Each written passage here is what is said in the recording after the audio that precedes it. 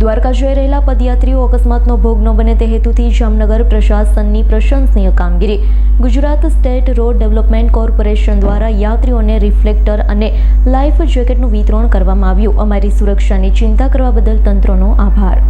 જામનગર જિલ્લા સહિત અન્ય જિલ્લાઓમાંથી હોળી ધૂળેટીના પર્વ નિમિત્તે પદયાત્રિકો દ્વારકા જઈ રહ્યા છે. રાત્રિના સમયે હાઈવે પર ઘણા યાત્રીઓ પગપાળા જઈ રહ્યા હોય.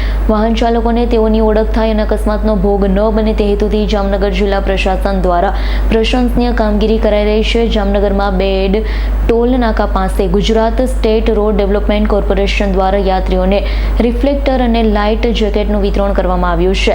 તેના ફાયદા વિશે યાત્રીઓને સમજૂતી પણ આપવામાં આવી છે. દ્વારકા પગપાળા જઈ રહેલા મહિલા જણાવે છે, રાત્રિના સમયે અકસ્માત થવાનો ભય રહે છે, પરંતુ GSRDC દ્વારા અમને લાઈફ જેકેટ અને રિફ્લેક્ટર લગાવી આપવામાં આવ્યા.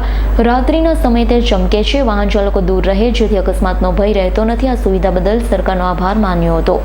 મારું નામ મેરુભાઈ ડાયાભાઈ ભરવાડ, ગામ વસઈ, જય ગોપાલ ગ્રુપ વસઈ કેમ્પ કરી છીએ અમે.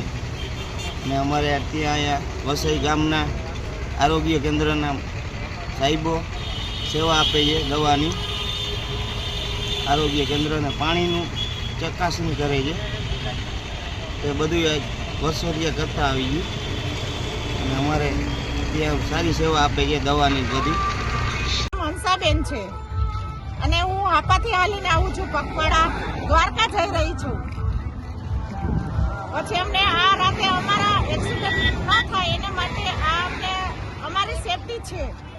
તો રાત્રે આ થોડીક ચમક આપે તો વાહન ચાલકો થોડાક અમારાથી દૂર ચાલે.